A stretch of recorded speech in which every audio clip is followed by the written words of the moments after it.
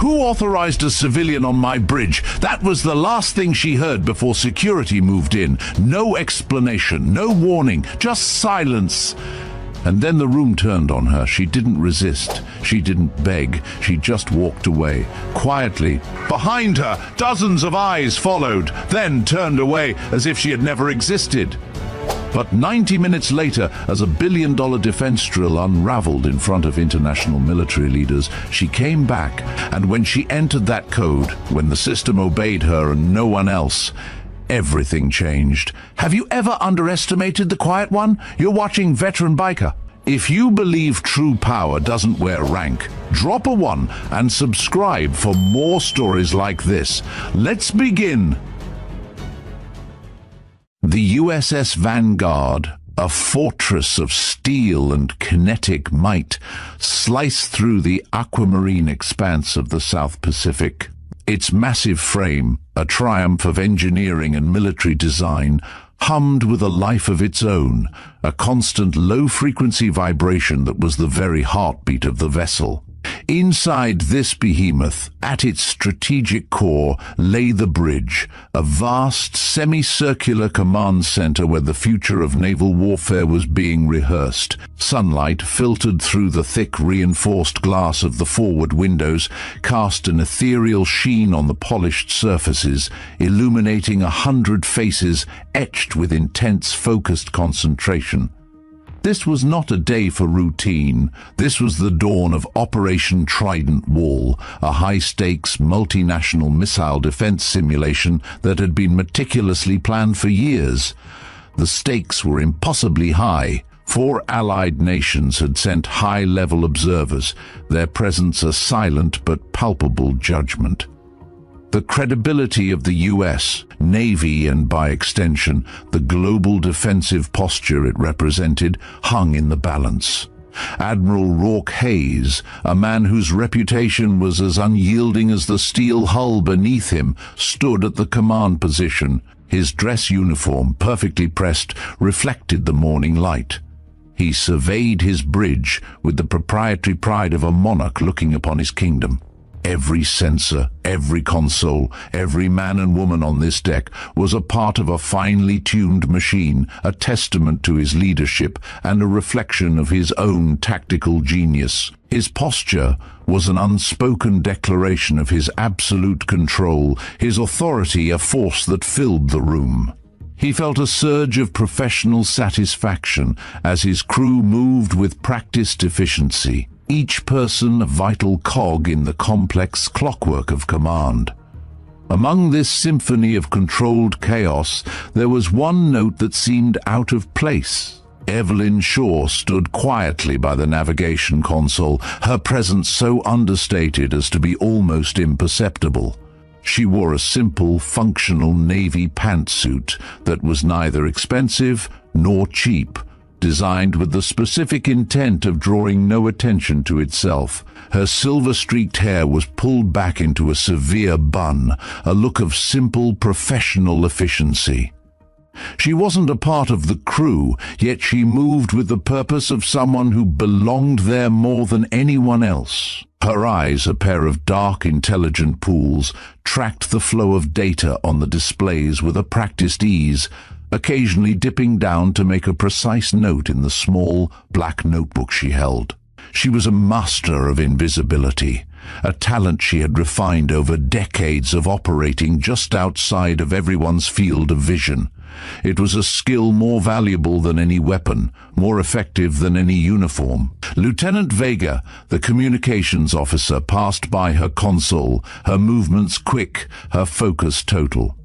Her eyes, trained to scan for anomalies in data streams, slid right over Evelyn without a flicker of recognition. 3 analysts huddled nearby, discussing trajectory calculations in hushed, jargon-filled tones, their gazes bypassing Evelyn as if she were a piece of inert equipment. She was a ghost in the machine, and she preferred it that way. Invisibility was not a form of weakness, it was an impenetrable form of armor she had cultivated with deliberate care. The silence on the bridge was a living, breathing thing, punctuated by the soft beeps and clicks of 100 different systems and the low, professional murmurs of the crew. But that fragile symphony was shattered when Admiral Hayes finally noticed her. His reaction was not one of curiosity, but of immediate, cutting anger.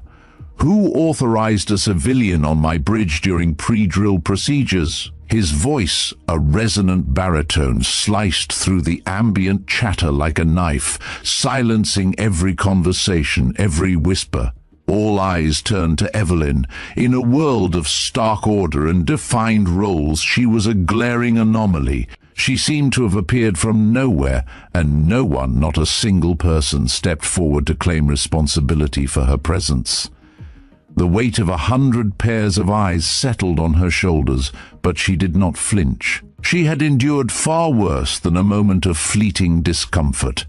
Without a word, she simply closed her notebook, her eyes moving across the faces on the bridge, assessing every single reaction. She catalogued those who seemed genuinely confused, those whose suspicion was feigned, and most importantly, those who showed a flicker of recognition. The latter category, she was relieved to note, was almost non-existent. It was exactly as it should be. Lieutenant Commander Rain, the ship's executive officer, approached the Admiral, his voice lowered slightly, a gesture of deference that did nothing to hide the professional anxiety in his tone. "Sir, security protocols indicate all civilian observers should be in the designated viewing area." He wasn't defending her, merely reinforcing the rules, a subtle reminder of the rigid protocol that governed this vessel. Evelyn remained silent, her composure absolute. Admiral Hayes's gaze was hard, cold, and unwavering. "Security, escort this woman to the visitor quarters," he ordered, the finality in his voice leaving no room for argument. "She has no business here." A security officer, professional and firm, stepped forward. "Ma'am, you'll need to come with me." From a nearby console, Ensign Micah Trillon, a young officer brimming with an overabundance of ambition and a scarcity of experience, leaned over to a colleague. A sneer of public amusement twisted his lips. "Looks like someone's tour group took a wrong turn," he murmured. A jibe meant to be heard. A few junior officers suppressed smiles, sharing a moment of shared disdain for the unauthorized civilian. Evelyn's face remained a mask of impassive calm. She betrayed no emotion, no hint of the humiliation that such an open mockery might provoke. She simply turned and followed the security officer toward the exit, her head held high, her back straight. Behind her, the whispers began, a current of low-level gossip that rippled through the bridge. "Probably some bureaucrat's assistant," one officer scoffed. "Defense Department pencil pusher," another added with disdain. "How'd she even get clearance to board?"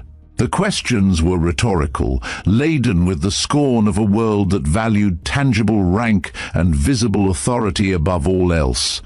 They were a collective dismissal of a woman who didn't fit into their neat, ordered universe. But not everyone joined in the chorus of mockery. From the far left console, Commander Leighton Voss, silent and seemingly preoccupied with telemetry updates, looked up just as Evelyn crossed the threshold. His gaze locked onto hers for only a second, neutral, unreadable. But beneath the surface was the unmistakable glint of recognition. Then he looked away, as if nothing had happened. But one man on the bridge did not join in the chorus of mockery and dismissal. Commander Jules Rain watched her departure with an expression that was utterly unreadable. His gaze was not one of disdain, but one of intense, almost forensic calculation. Unlike the others, he remained silent, his eyes tracking her until the heavy metal door of the bridge hissed shut behind her. He then returned to his duties, but not before stealing a glance at his watch with a particular, almost nervous attention. He was a man who saw the world in patterns and connections, and the sudden, silent departure of Evelyn Shaw was a variable that did not fit into any of his established equations. This incident, seemingly minor and swiftly handled, was the first discordant note in a symphony of meticulously planned precision. The USS Vanguard was a symbol of American naval supremacy, and the eyes of the world, represented by the 4 Allied observers, were watching closely. Any failure, any sign of a crack in the armor, could be interpreted as a sign of weakness. The dismissal of an unauthorized civilian was, on its own, a small blemish on a perfect record, a momentary lapse that the foreign observers would surely note. One Korean attaché whispered to his colleague, who nodded gravely, a small shared moment that spoke volumes about their skepticism. Evelyn's composure as she was led away was a detail that did not escape Commander Rain. He saw the steel beneath the placid surface, the quiet dignity that refused to crack. He knew, with a certainty that defied explanation, that this woman was not an accident. Her silence in the face of Trillan's mockery was not born of fear, but of a purposeful indifference to things that did not matter. She was an element of chaos in a world built on absolute control, and Rain was the only one on the bridge who seemed to grasp the terrifying potential of that chaos. He had a deep-seated belief in the power of observation, and what his eyes had just told him was a story far more complex than any rank, any protocol, or any military command. As Evelyn was escorted through the steel labyrinth of the carrier, the security officer, a stocky man with a face of granite, maintained a respectful distance. He was confused by her quiet authority, a trait that belied her civilian status. They passed through 3 security checkpoints, each a sterile, controlled environment. At each, the security officer had to state his purpose. Civilian found on bridge, Admiral's orders to escort to visitor quarters. At the 3rd checkpoint, an older chief petty officer with a face weathered by decades at sea looked up. His eyes met Evelyn's for a fleeting moment. His expression, carefully neutral, gave away nothing but a subtle, almost imperceptible nod passed between them. "Understood. Proceed," he said, and the heavy door hissed open. The incident on the bridge was more than a mere footnote. It was the first act of a high-stakes drama, a prelude to a storm.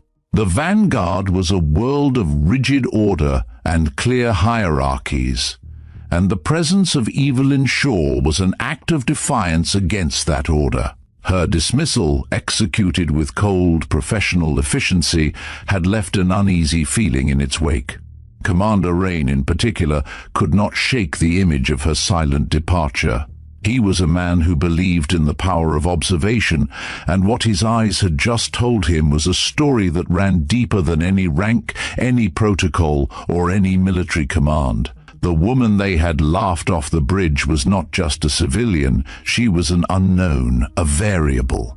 And as Operation Trident Wall began its final countdown, the true nature of that variable was about to be revealed. The metallic hiss of the heavy pressure door sealed Evelyn Shaw into the small, sterile world of the visitor quarters. The security officer, his face still a mask of professional neutrality, hesitated for a moment, as if unsure of the proper protocol for addressing a person whose status was so profoundly ambiguous. "Ma'am, you're requested to remain here until further notice. If you need anything, use the internal comm system." He spoke with a quiet respect that betrayed the official nature of his duty. He seemed to recognize on some primal level that this was not a simple escort of an unauthorized civilian, but something far more complex. "Thank you, Lieutenant," Evelyn replied, her voice carrying a quiet, unmistakable authority that made him stand slightly straighter. "That will be all." As the door slid shut, locking her into the room, she was not alone. She was in a space of her own making, a world of waiting and quiet preparation. The room was small but comfortable, designed to be a temporary sanctuary for visiting officials.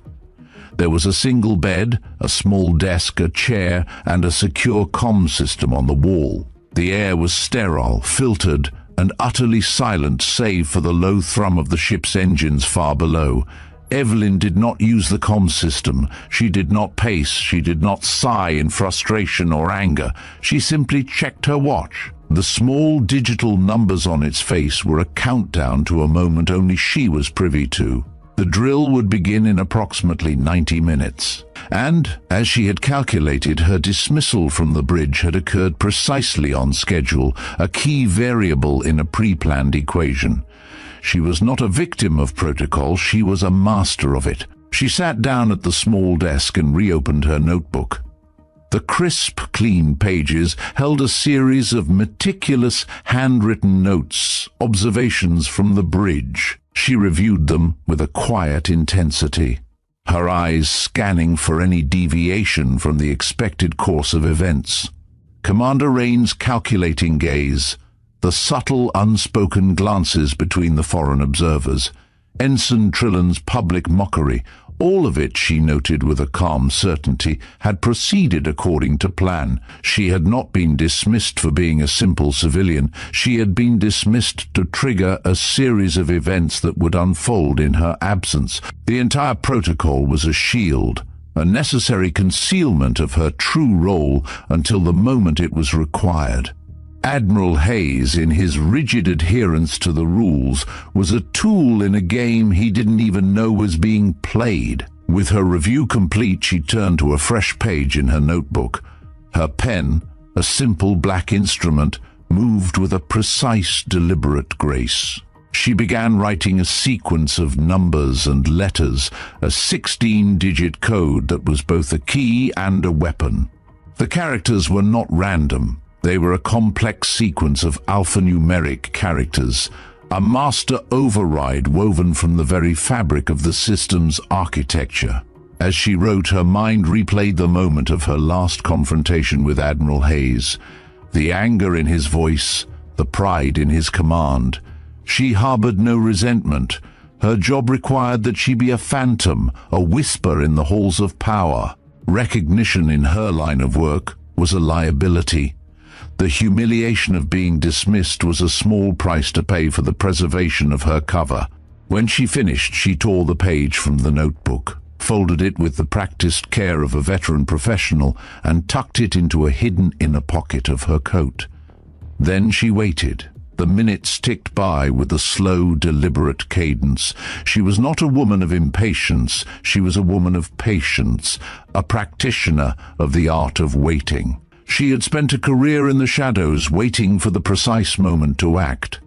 87 minutes later, as the ship prepared for the climax of its massive drill, a soft, deliberate knock came at her door. The weathered chief petty officer from the 3rd security checkpoint stood outside, his posture suggesting a casual visit, but his eyes held an unspoken urgency.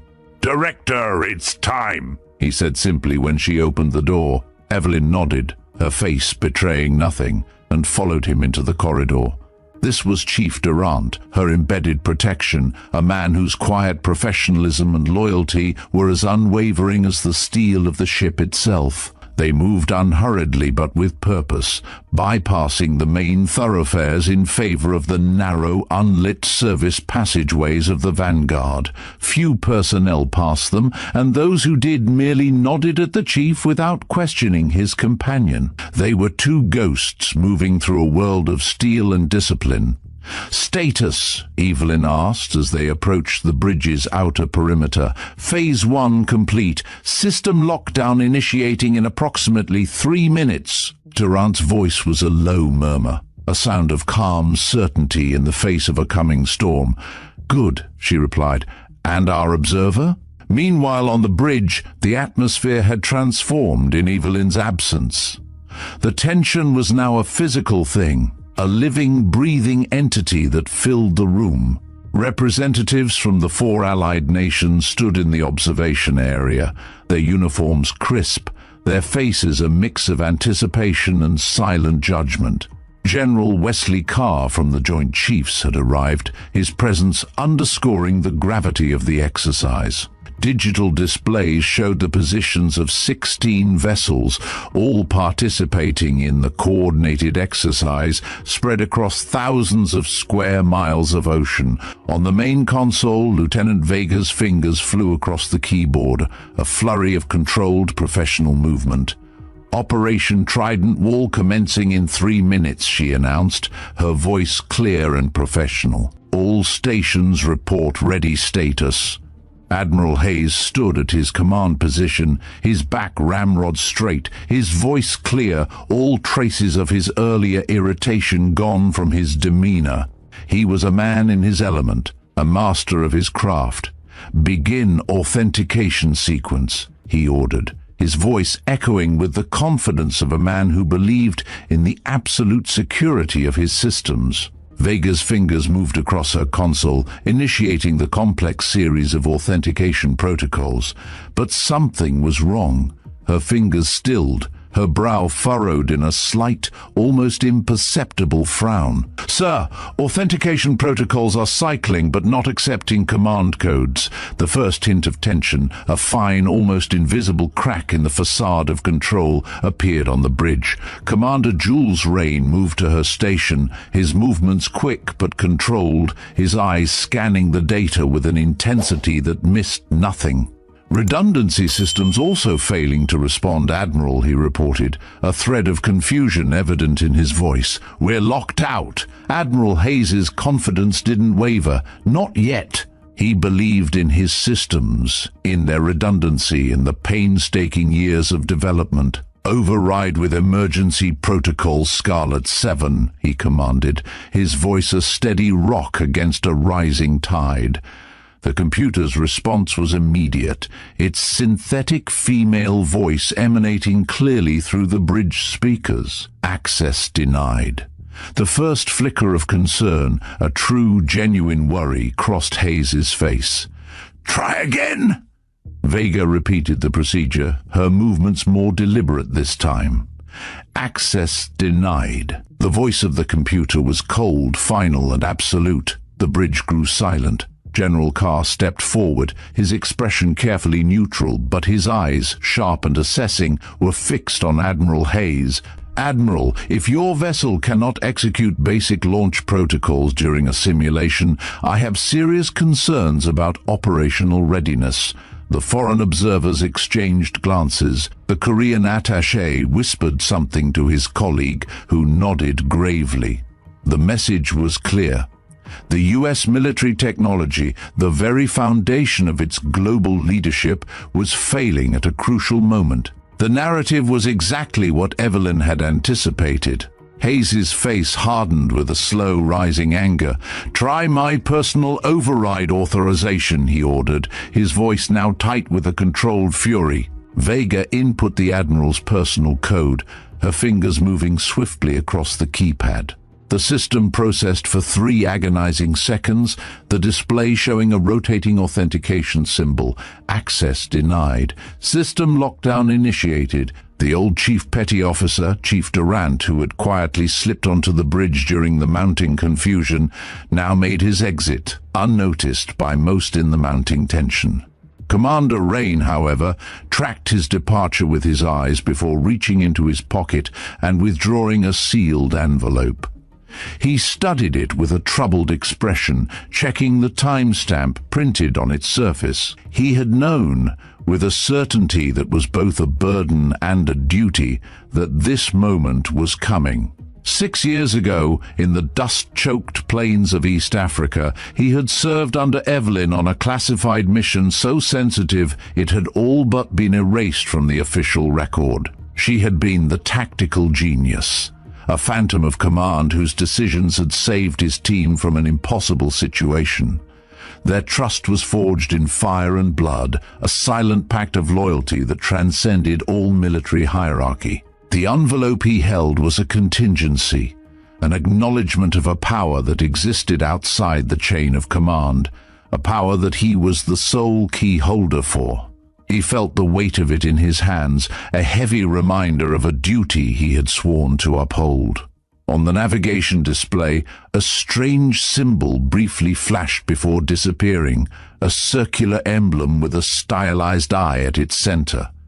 Only someone watching for it would have noticed. It was a ghost in the machine, a signal that had been waiting for this precise moment to manifest. "This is beyond embarrassing, Admiral," General Carr said quietly, his voice a low rumble of profound disappointment. "It's a strategic failure." Hayes's composure finally broke. "I want every system analyst on this carrier in here now. Someone get strategic command on the line." The computer, in its cold synthetic voice, responded before anyone could move. "Communications restricted, sovereignty verification required." The bridge fell silent as the implications sank in. They were cut off, they were isolated, and in front of international observers, they had lost complete control of their own systems. "What the hell is happening?" Admiral Hayes demanded, his voice tight with controlled rage. "Sir," Commander Voss reported, his voice a strained whisper, "all automated defense systems are in standby mode. Manual overrides are not responding." The Korean attaché leaned toward his American counterpart, a small, knowing smile on his face. "Perhaps this demonstration was premature," he suggested, his tone carefully diplomatic, but the criticism was clear and cutting. Admiral Hayes turned to his communications officer. "Use the emergency channel direct line to Pacific Command." "Sir, all external communications are locked down," Lieutenant Vega responded, frustration and fear evident in her voice. "The system is requiring a sovereignty verification we don't have." Hayes's voice was hoarse with fury. "Override it." "I cannot, sir," Vega responded, her voice now a tight knot of desperation. "The system is not recognizing any of our authorization codes." The bridge was a maelstrom of fear and confusion. Admiral Hayes's authority, once an unassailable mountain of steel, was crumbling into dust before his eyes. The core belief in his command, in the systems he had spent a career perfecting, was being systematically dismantled. In this moment of utter chaos, a single, unassuming woman in a quiet hallway far below was preparing to re-enter the heart of the storm. The last words of the synthetic voice, a cold and absolute command, communications restricted, sovereignty verification required, did not just fall upon the bridge, they extinguished all life from it. The vibrant, pulsating command center was plunged into a vacuum of sound, a silence so profound and unnatural it felt heavier than the ship's steel hull. Gone were the rhythmic clicks of keyboards, the low professional murmurs of the crew, the distant chatter of 100 systems in perfect harmony. In their place, a chilling quiet settled in, punctuated only by the faint, rhythmic hiss of the ship's environmental systems and the ragged breaths of 100 men and women staring at their dead consoles. It was the silence of a heartbeat that had stopped, a machine that had seized. Admiral Hayes stood at his post, a statue of disbelief. The pride that had radiated from him moments ago had been replaced by a deep, hollow dread. He was a man who had built his career on order, on the belief that a well-run system was an unassailable force. Now that very system, his own creation, his own ship, had betrayed him. He felt a wave of cold, clammy sweat on his brow, the physical manifestation of a professional and personal catastrophe. He looked at his crew, their faces pale, their eyes wide with a mixture of terror and confusion. He saw their silent questions. What now? What could he possibly do? The unspoken accusation in their gaze was 1,000 times more painful than any shouted word. The king of this magnificent vessel was now a man without a throne, his power stripped away by an invisible, logical and unstoppable force. He was adrift in a sea of technological failure, with no compass and no rudder. General Wesley Carr, a man whose quiet demeanor belied a lifetime of strategic command, took a deliberate step forward. His gaze, fixed on Hayes, was a chilling mixture of professional disappointment and strategic concern. There was no anger, no accusation in his voice, which made his words all the more devastating. "Admiral," he said, his voice a low, gravelly rumble that cut through the silent tension. A system-wide lockdown of this nature, it implies either a catastrophic internal failure of a degree we've never anticipated or something else entirely. The implications for our strategic readiness, not only for this exercise but for our global defensive posture, are, to put it mildly, severe. His words were a subtle but profound indictment, a carefully worded public execution of Hayes's authority that was all the more brutal for its politeness.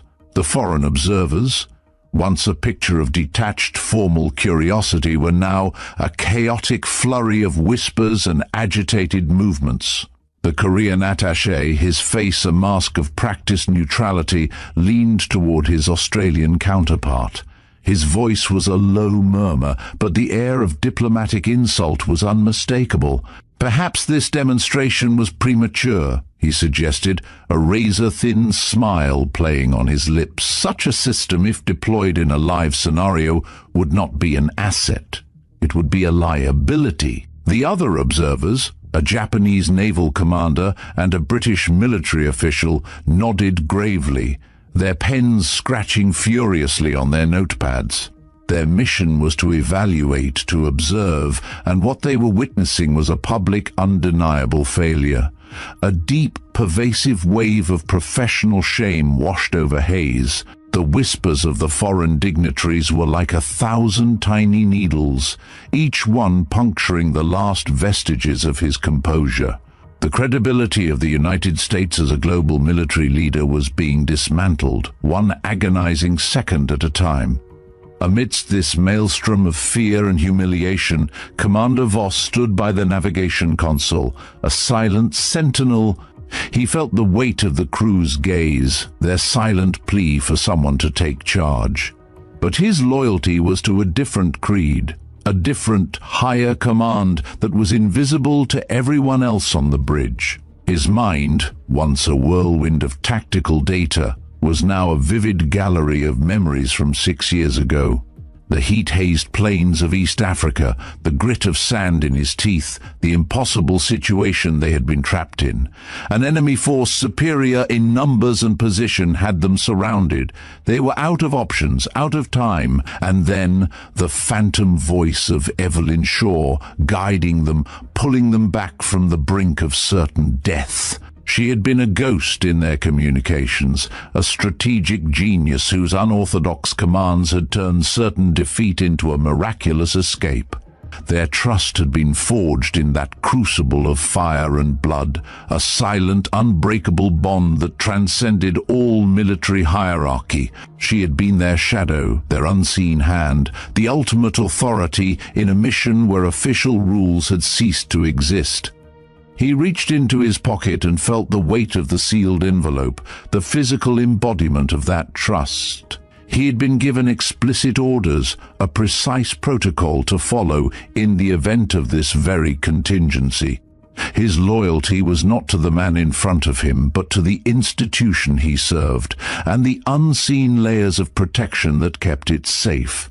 He felt the cold, hard reality of the choice he had to make. To obey his admiral and watch the ship fail, or to defy him and uphold a higher, more sacred trust. He took a deep, shuddering breath, the air in his lungs a cold, heavy weight. On the main display, a new, unauthorized image flickered and then vanished.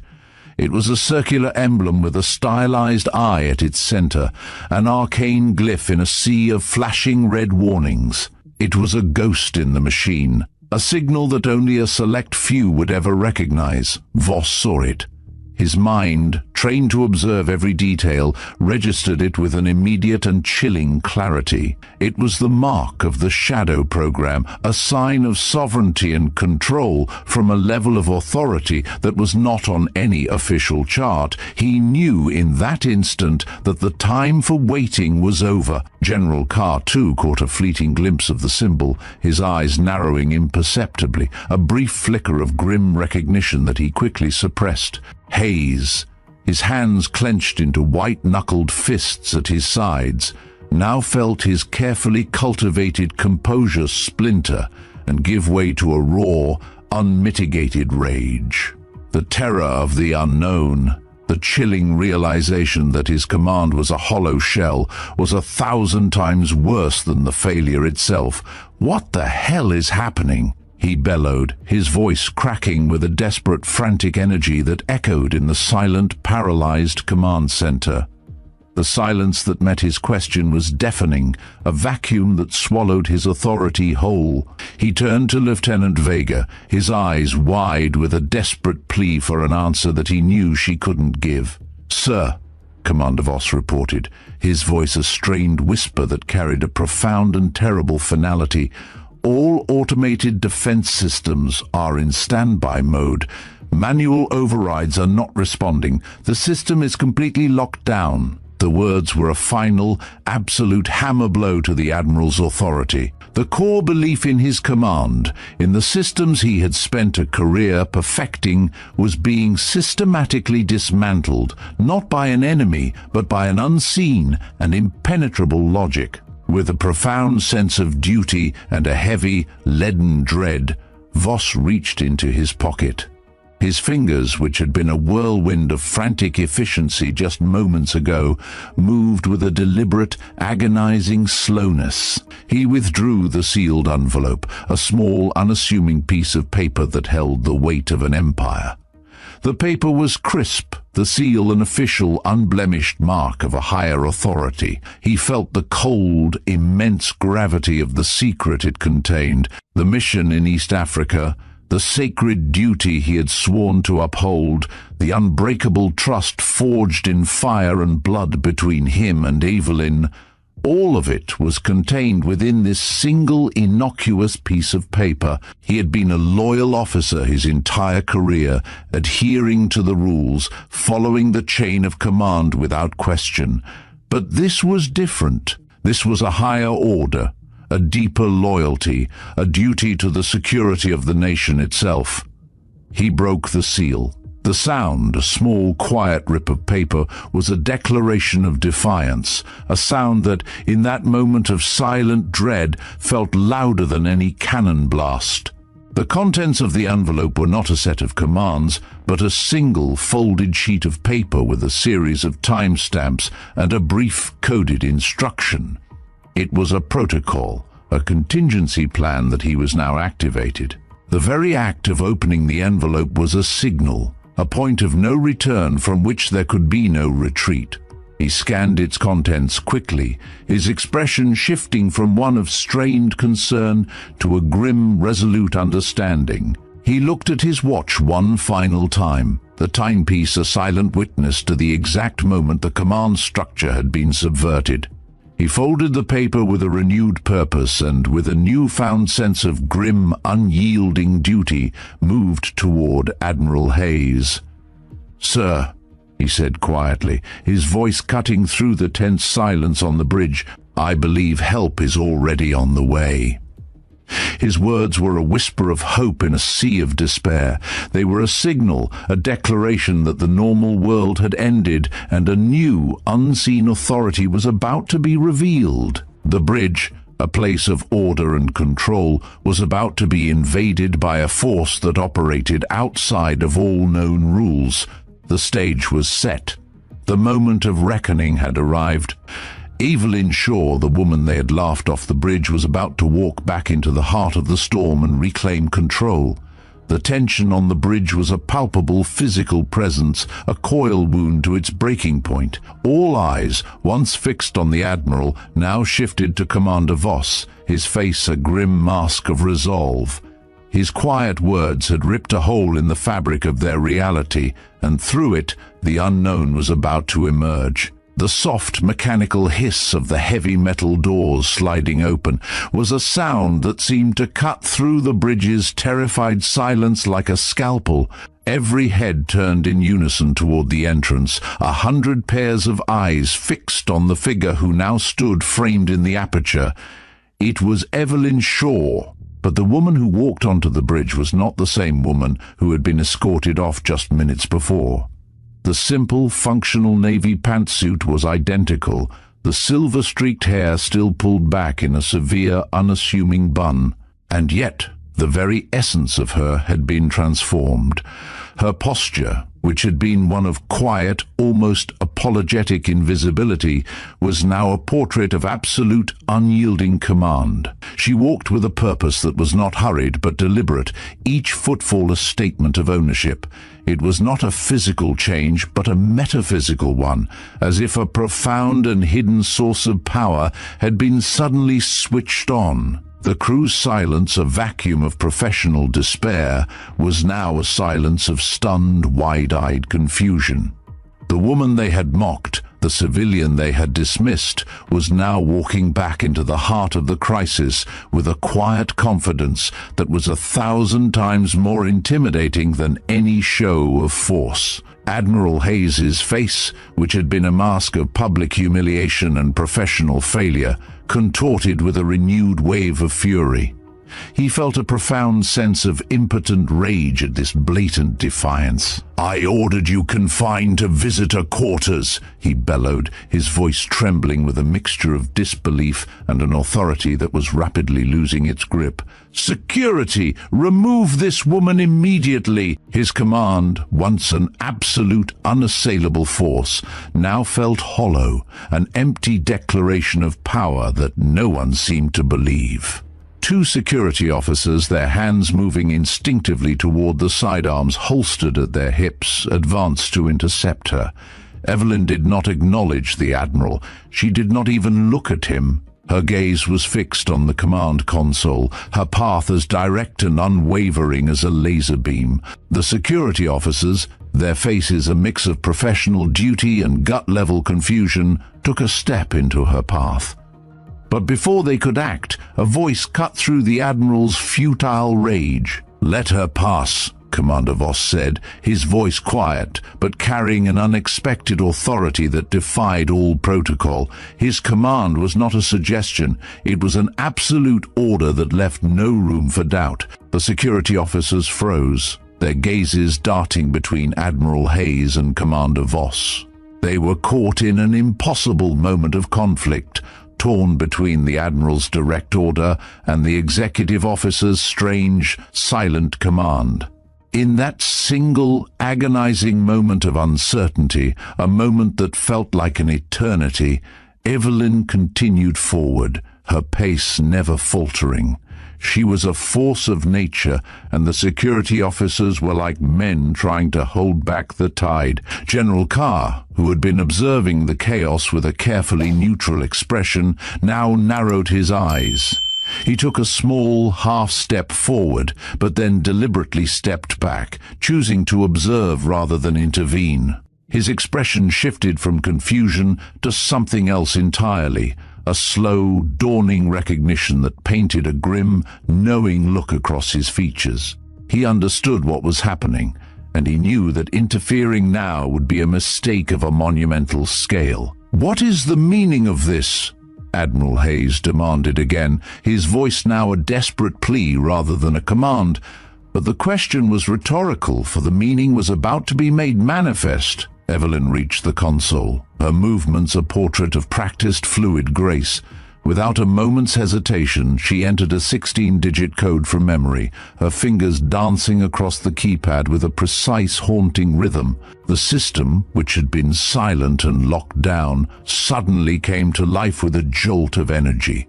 The screens, which had been dark and unresponsive, began to flicker and glow. A cascade of green alphanumeric characters scrolled across the displays, a silent, beautiful symphony of data. The entire bridge held its collective breath, every eye fixed on the console, 100 men and women waiting for a verdict from a machine. Sovereign override accepted, the computer announced, its synthetic voice now carrying a note of difference that had been absent before. Shadow protocol authenticated. Welcome, Director Evelyn Shaw. The main screen, which had been a dead expanse of flashing red warnings, suddenly switched to a stark black interface. Below the welcome message, a classification appeared that made several officers inhale sharply. Shadow 7 Authority active. Below it, a security clearance level that most in the room had never seen before appeared, designated by a simple black hexagon with a single white marking at its center. Admiral Hayes's face drained of all color as the full weight of the truth struck him. He looked at Evelyn, no longer a civilian but a master of his domain, and his entire world-view was shattered. His eyes darted from Evelyn to Commander Voss, who now stood with an expression of grim resolve. His gaze finally settled on General Carr, who wore a cold, knowing look that confirmed everything. The Admiral opened his mouth to speak, but no words came out. His understanding of command, of hierarchy, of the very structure of the military he had dedicated his life to, was being fundamentally rewritten in a matter of seconds. The woman he had dismissed as a civilian had just usurped his command and revealed a level of authority that was not on any official chart, a clearance that was, by all accounts, a ghost in the machine. Then came the twist. The black screen did not simply unlock the Vanguard's local systems. Instead, a series of complex data streams began to flow across the display. Sovereignty protocol syncing across fleet-wide defense grid, the system announced, initiating multi-vector validation, all operational security parameters now under Shadow 7 authority. The full, terrifying scope of the exercise was revealed. The system lockdown on the Vanguard was not a failure of a single ship. It had been a pre-planned multi-vector test of the entire fleet-wide defense grid, designed to look like a drill error but was, in fact, a simulated infiltration attempt to expose vulnerabilities. Evelyn's entry of the override code was not just about unlocking one ship, it was about asserting control over an entire network, a test of the ultimate fail-safe. The drill, they now realized, was not about defending against a missile. It was about defending against an attack on their own command systems, and the failure had been an intended part of the test. General Carr, now watching the screen with a grim fascination, approached Admiral Hayes. "You've never met a Shadow Director before, have you, Admiral?" he asked quietly, his voice a low, gravelly whisper that cut through the silence. "They're embedded in all strategic installations. They hold ultimate override authority, answerable only to POTUS and the Joint Chiefs." Hayes's voice was a barely audible whisper. "Why wasn't I informed?" "That's the point, Admiral," General Carr replied, his voice cold and devoid of all sympathy. "If you knew, so might others. And the entire purpose of the program is to operate in the deepest shadows, to be the last line of defense against the unseen threats." Evelyn, with her fingers still moving across the console with a practiced precision, was now a new, entirely different figure on the bridge. The quiet, unassuming civilian was gone, replaced by a force of nature, a living embodiment of the ultimate authority. As she worked, status indicators on the display changed from red to green across the board. Systems came back online one by one, each activating with a soft chime of confirmation. The bridge crew watched in stunned silence as she navigated security protocols that had stymied their best efforts, her movements a ballet of professional grace. She was a master, and they were all her students, watching in awe as she effortlessly repaired the very system that had brought their world to a grinding halt. The atmosphere on the bridge was now entirely transformed. The despair and panic were gone, replaced by a new, heavy silence of shock and dawning realization.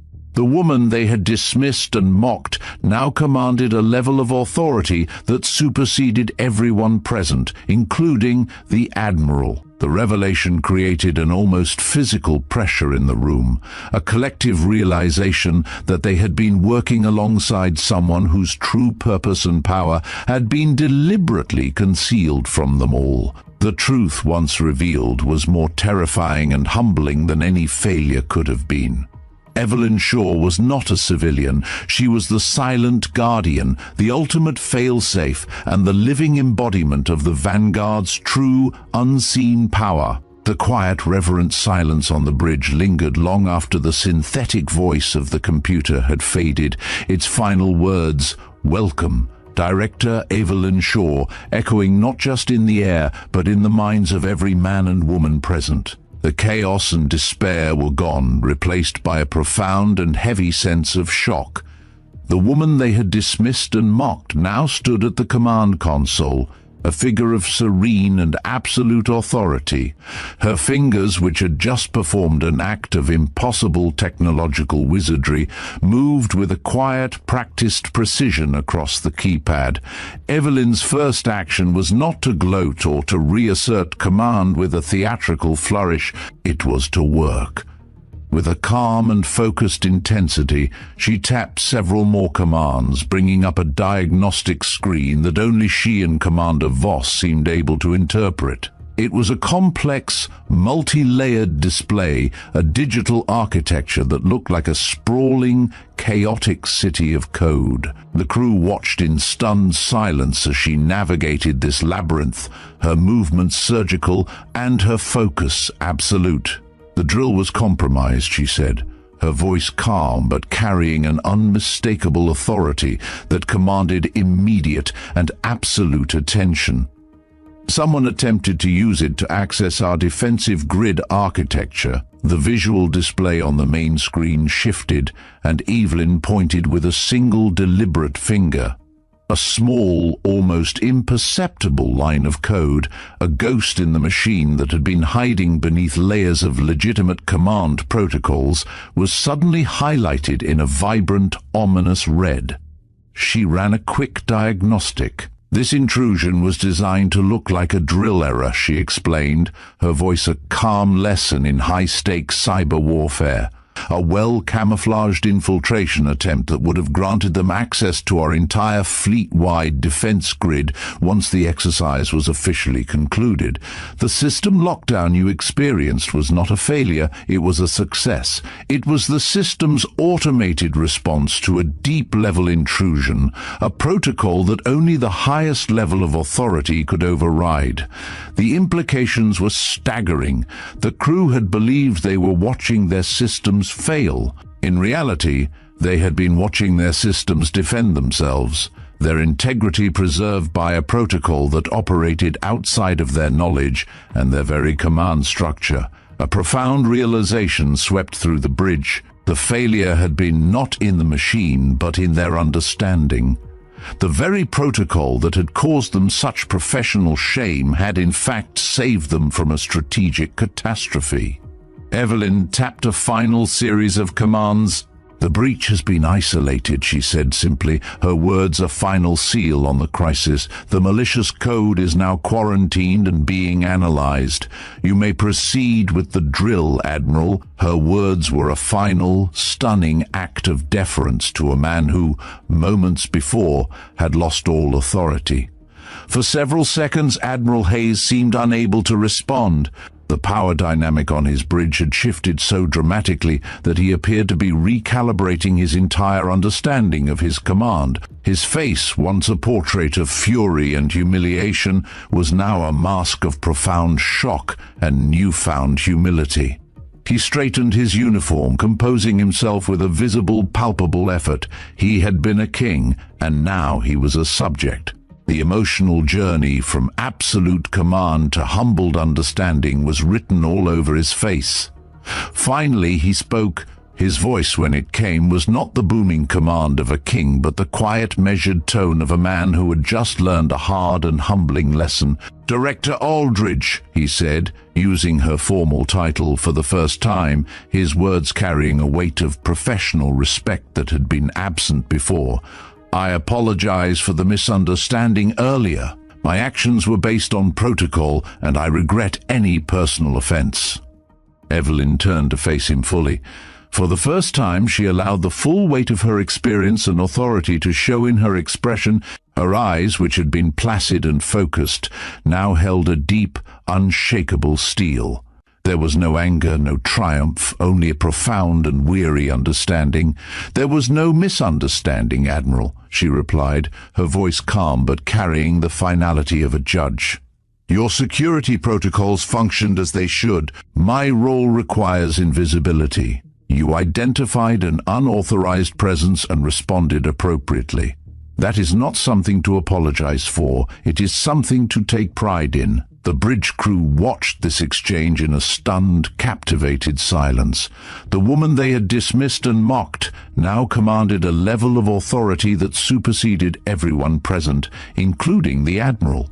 The revelation created an almost physical pressure in the room, a collective realization that they had been working alongside someone whose true purpose and power had been deliberately concealed from them all.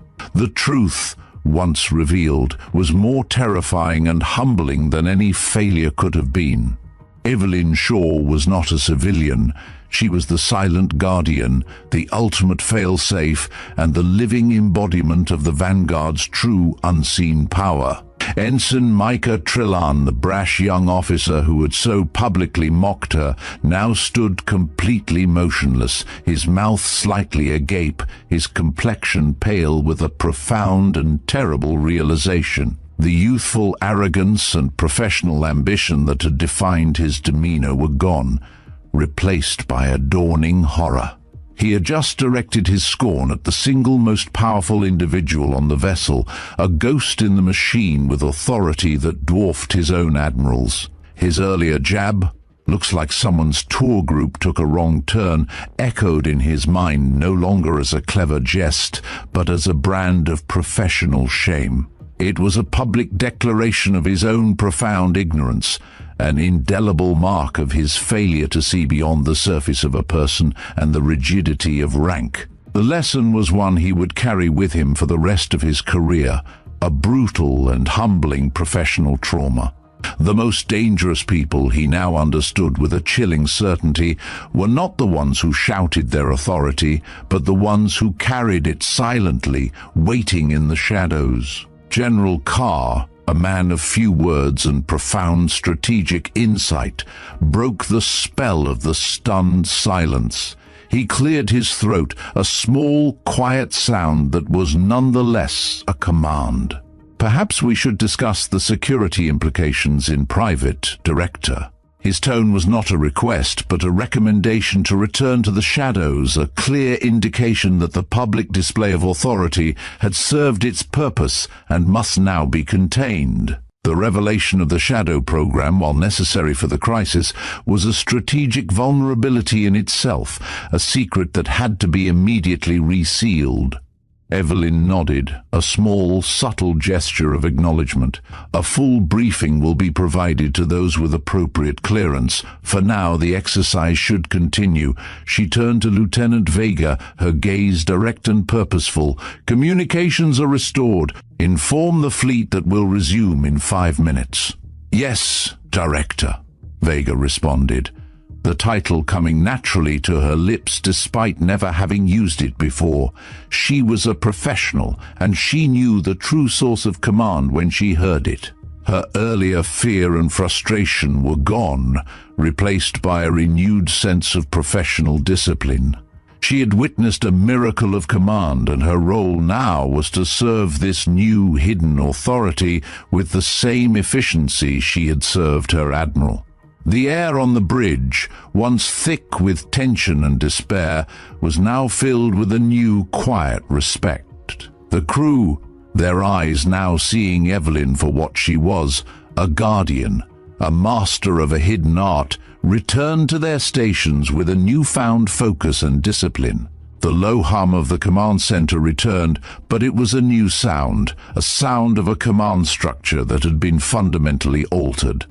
The gears of the command center began to turn again, but they were turning under a new, unwritten law. The power dynamic had not just shifted, it had been completely redefined, and everyone on the bridge knew it with a chilling and absolute certainty. As Evelyn worked, Admiral Hayes moved to her side, his voice lowered for privacy. "How long have you been embedded in my command?" he asked, his voice a low, gravelly whisper.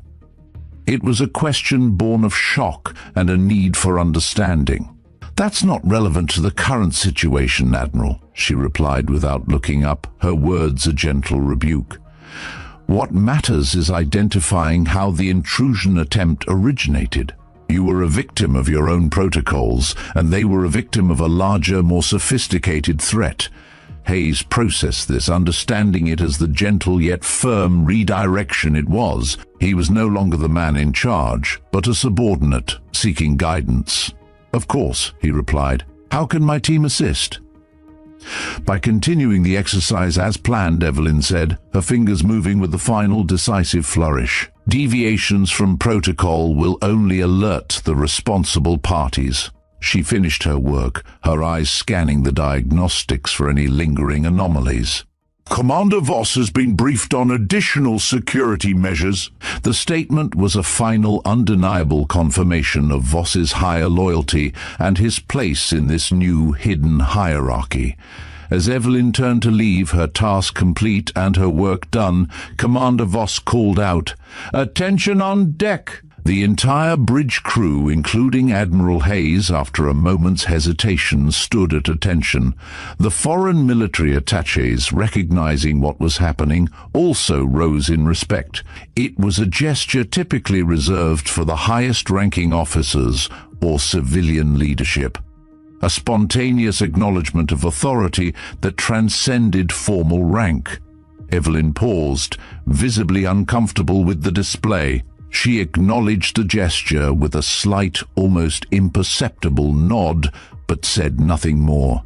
As she exited, Chief Durant, the chief petty officer who had been her silent escort, fell in step behind her, his posture revealing that he had been her security detail all along. The bridge doors closed behind them, leaving a transformed atmosphere in their wake. A new order had been established, not through a change of command, but through a revelation of power that had been there all along, hiding in plain sight. The contrast was immediate and profound. Leaving the tense, enclosed world of the bridge, Admiral Hayes and Evelyn Shaw stepped out onto the vast, windswept expanse of the flight deck.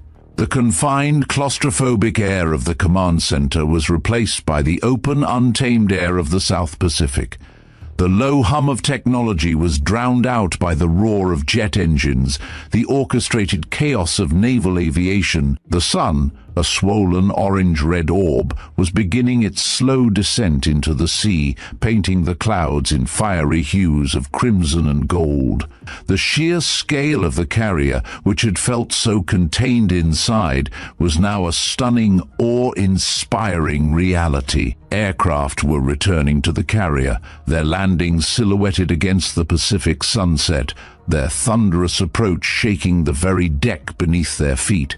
Evelyn, having exchanged her pantsuit for a standard-issue naval windbreaker over her civilian clothes, a concession to the harsh conditions on deck, stood alone at the edge of a designated safe observation area. The wind tugged at the silver-streaked strands of her hair that had escaped her bun.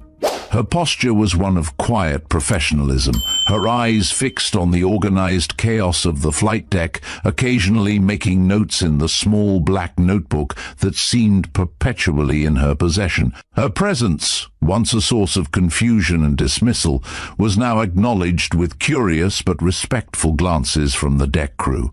Word had spread like wildfire throughout the ship about the morning's events, and the woman who had once been a ghost was now a legend in the making. Admiral Hayes, his uniform still crisp despite the long, draining day, stepped up beside her.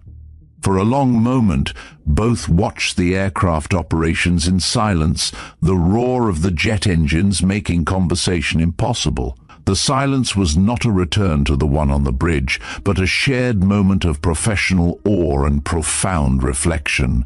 When a brief lull came, a moment of respite between the thunderous arrivals, he turned slightly toward her. His face, no longer a mask of professional pride, was now a portrait of humbling curiosity. "How long have you been on my ship?"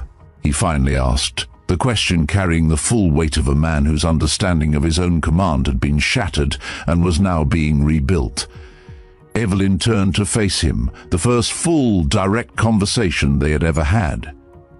3 years, Admiral." Her voice was calm, measured, and matter-of-fact. The simple statement hung in the air between them, a shockwave of revelation that was far more powerful than any explosion. Hayes' head turned slowly to study her profile, unable to mask his surprise. 3 years, he repeated, the number a heavy, impossible weight. The full, staggering scope of her deception, of her quiet, unseen vigilance, settled on him. He had been in command of the Vanguard for that same amount of time. "I've seen you before," he said, his voice a low, gravelly whisper of memory. "In the officers' mess? The library? I thought you were part of the administrative staff." A small, almost imperceptible smile appeared at the corner of her mouth. "That was the intention," she replied simply. Admiral Hayes looked back toward the horizon, where the sun was now a sliver of fiery orange, sinking rapidly into the sea. "All this time," he said, his voice thoughtful rather than accusatory, filled with a deep sense of a world he hadn't known existed. "You've been evaluating my command?" he asked, a professional assumption that was a natural conclusion for a man in his position. "No," Evelyn corrected gently, her voice a soft, quiet rebuke. "I've been protecting it." The words were a final, profound piece of the puzzle that had been revealed on the bridge. The USS Vanguard was not just a ship to be commanded, it was a strategic asset to be protected from a world of threats that existed outside of the normal chain of command. "From what?" he asked, the question carrying a deep sense of professional and personal vulnerability. Evelyn considered her response carefully, the roar of a jet engine in the distance providing a brief moment of silent contemplation. "The USS Vanguard represents one of the most sophisticated weapon systems ever deployed," she explained, her voice rising slightly to be heard over the noise. "There are entities, both foreign and domestic, who would exploit any vulnerability they could find. They operate in the shadows, outside of the formal protocols and traditional rules of engagement. They don't see a military chain of command, they see a network of potential weaknesses. My role is to be a part of that network and to serve as the ultimate failsafe when those weaknesses are inevitably found. And today was a test?" he asked, the revelation on the bridge now reframed, not as a failure, but as a deliberate and successful trial.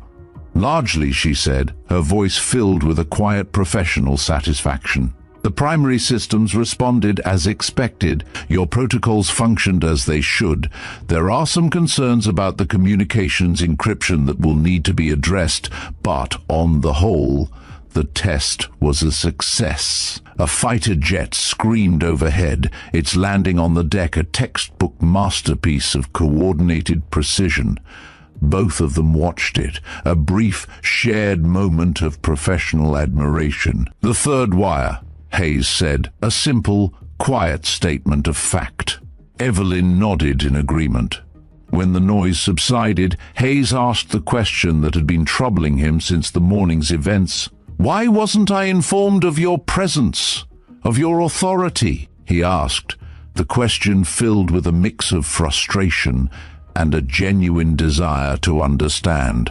Someone needs to be the last line of defense, Evelyn said simply, her gaze now fixed on the horizon where the last sliver of sun was disappearing. Someone without a uniform, without rank or recognition, someone whose authority remains invisible until the moment it's needed most. The Shadow Program, Hayes said. The words no longer a mythical rumor, but a chilling and profound reality. I've heard rumors, never confirmed. Best that it stay that way, Admiral, she replied, a final, quiet truth. He studied her for a moment, seeing her truly for the first time, not just the unassuming appearance she cultivated, but the steel beneath it, the quiet competence that had allowed her to blend seamlessly into his command for years while maintaining a vigilance he hadn't even been aware of. He saw her now not as a woman, but as a force of nature, a part of a larger, more complex machine. "Thank you for your service, Director," he said, his words a final, formal tribute. She gave him a small, genuine smile, the first full one he'd seen. "Just doing my job like everyone else on this ship." As they turned to walk back inside, the deck crew, who had been watching from a distance, paused in their work, standing at attention as she passed. No words were exchanged, but the respect was palpable. News traveled quickly on an aircraft carrier, and by now most of the crew had heard some version of what had transpired on the bridge. The story had undoubtedly grown in the telling, but the essential truth remained. The unremarkable woman walking past them carried authority few of them would ever comprehend. Evelyn acknowledged their respect with simple nods, maintaining the same unassuming demeanor she had cultivated for years. There was no triumph in her expression, no satisfaction at finally being recognized. If anything, she seemed slightly uncomfortable with the attention, preferring the shadows to the spotlight. As they reached the entrance to the carrier's island superstructure, Admiral Hayes paused. "Will you be staying aboard after we return to port?" he asked, a question that was part professional curiosity and part personal farewell. "My assignment here is complete," Evelyn replied. "A replacement will be designated." "Will I be informed who it is?" he asked, a final hopeful attempt to regain some semblance of control over the unknown. She smiled slightly. "What do you think, Admiral?" Hayes nodded, understanding. "Of course not," he said, the words a final, humbling acceptance of his place in this new reality. "Is there anything I should know before you depart?" "Your command is solid," she said, her voice filled with a final, professional certainty. "Your crew is well trained, your security protocols are effective, and your leadership is respected. Those are the things that matter. And the security breach attempt is being tracked. You'll be briefed on any actionable intelligence." They entered the carrier's interior, the relative quiet a stark contrast to the noise of the flight deck. As they walked through the corridors, personnel snapped to attention, their eyes following Evelyn with a newfound awareness. She acknowledged them briefly but didn't slow her pace. "The Shadow Program," Thorne said as they walked. "How many of you are there?" "Enough," she replied. "Distributed across critical infrastructure, military installations, government facilities. All of you operating without recognition. Recognition would defeat the purpose, Admiral. Our effectiveness depends on anonymity." They reached a junction where their paths would diverge, Thorne to the bridge for final operations, Merit to wherever her duties took her. They paused, an unspoken acknowledgement that this conversation represented a unique moment neither had anticipated when the day began. "I'm sorry about this morning," Thorne said. "Had I known," Merit interrupted gently. "You acted exactly as you should have, Admiral. Security protocols exist for a reason. You identified an unauthorized presence and responded appropriately. That's not something to apologize for. It's something to take pride in." Thorne considered this. "Still, I regret the way it was handled." "This isn't the first time I've been escorted off a restricted area, Admiral, and it likely won't be the last. It's part of maintaining the cover." A junior officer approached, hesitated upon seeing them together, then continued with determined professionalism. "Excuse me, Admiral. Commander Okafor requests your presence on the bridge. The final exercise reports are ready for your review. Thank you, Lieutenant. Tell him I'll be there shortly. The officer acknowledged the instruction and departed, casting one curious glance back at Merritt before disappearing around a corner. "Duty calls," Thorne said. Merritt nodded. "It always does. Will I see you again before you disembark? Unlikely. I prefer to exit as I arrived without ceremony." "Then I suppose this is goodbye, Director Aldridge." She extended her hand, a surprisingly formal gesture from someone who had spent years avoiding notice. "It's been an honor serving aboard the Aegis, Admiral." Thorne shook her hand, struck by the strange reversal of their morning encounter.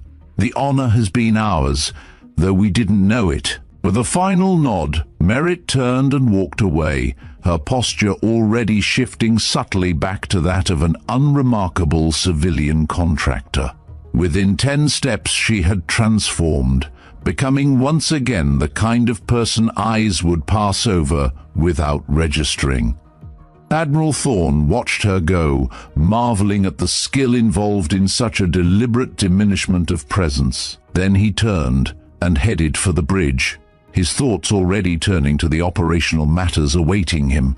2 days later, as the USS Aegis approached its home port of San Diego, Admiral Thorne realized he hadn't seen Merritt Aldridge since their conversation on the flight deck. He made discreet inquiries, learning that a civilian contractor matching her description had been processed for disembarkation during the night shift while the carrier was still 30 minutes offshore, departing via helicopter on what was listed as priority transport. No further explanation was provided, and Thorne knew better than to push for one. She had done exactly as she said she would, departing without ceremony or acknowledgement.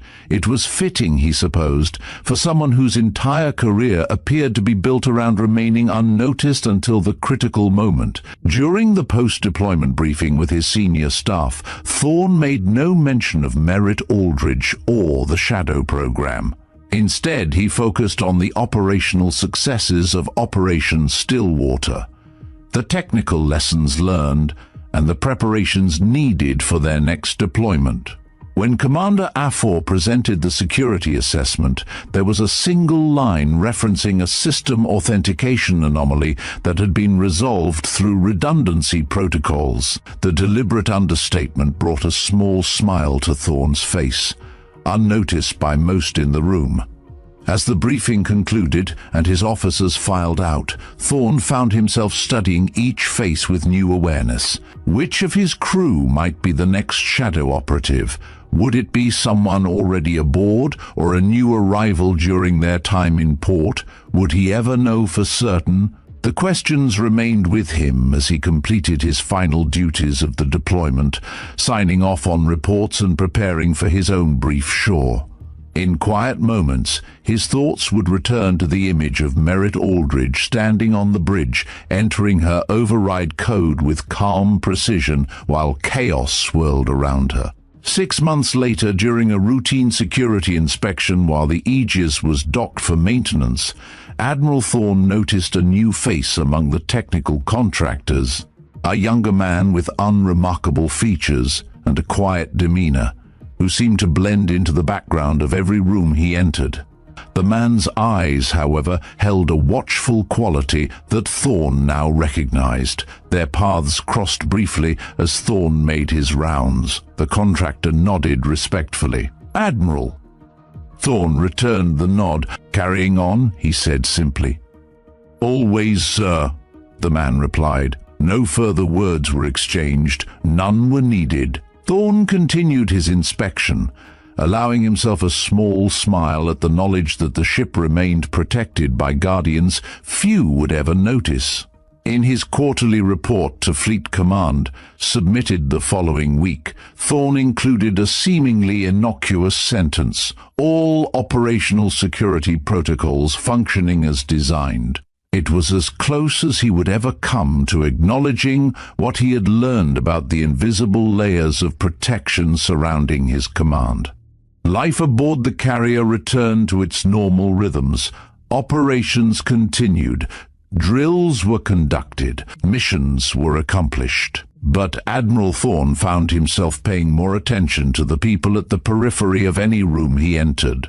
The quiet ones, the watchers, the ones who moved through the world without leaving ripples. In the officers' mess one evening, he overheard some junior officers discussing the incident during Operation Stillwater. The story already taking on mythical qualities in its retelling, the woman who had walked onto the bridge and taken command had become, in their telling, a mysterious government agent with almost supernatural authority.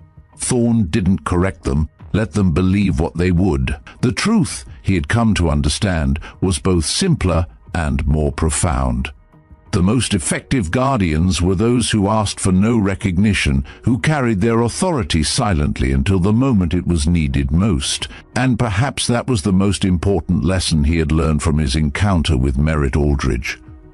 True security didn't announce itself with uniforms and rank insignia. It moved quietly through the world, watching, waiting, protecting without being seen, until the moment when someone needed to step forward and input the code that only they possessed.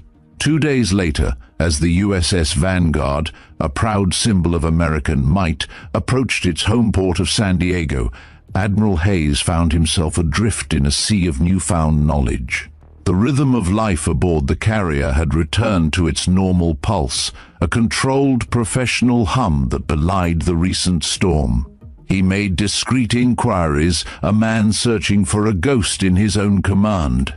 He learned that a civilian contractor matching Evelyn Shaw's description had been processed for disembarkation during the night shift, departing via helicopter on what was listed as priority transport. No further explanation was provided, and Hayes knew better than to push for one. She had done exactly as she said she would, departing without ceremony or acknowledgement.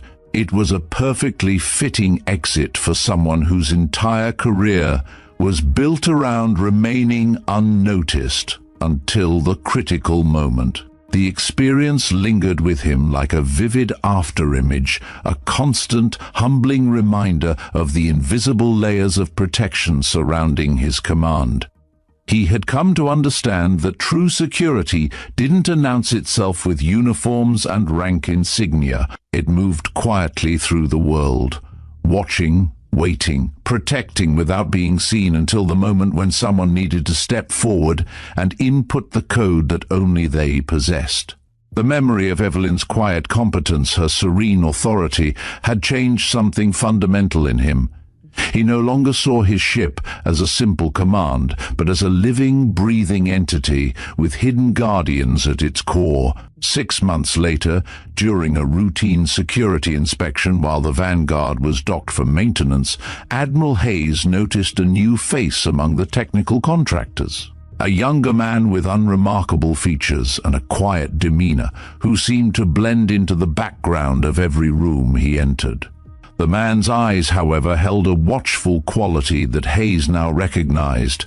Their paths crossed briefly as Hayes made his rounds. The contractor nodded respectfully. "Admiral." Hayes returned the nod. "Carrying on," he said simply, a phrase that now held a new, deeper meaning for him. "Always, sir," the man replied. No further words were exchanged. None were needed. Hayes continued his inspection, allowing himself a small private smile at the knowledge that his ship remained protected by guardians few would ever notice. The story of Evelyn Shaw had become a myth on the carrier, a whisper among the younger officers. But for Hayes, it was a living truth, a constant reminder that true power often resided where he least expected it. He now paid more attention to the quiet ones, the watchers, the people at the periphery of his command. He knew that somewhere among them, the silent guardian of his ship was always watching, always waiting. The lesson he had learned was perhaps the most important of his career. The greatest strength of all is the one that remains unseen. The story of Evelyn Shaw is a powerful reminder that true authority and profound strength don't always wear a uniform or stand in the spotlight.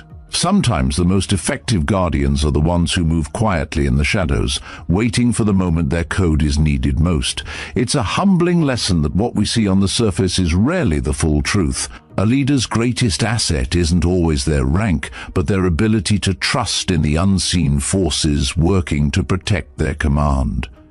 We hope this journey into the unseen layers of command has left you with a new perspective on power and protection. We're curious to hear what you think.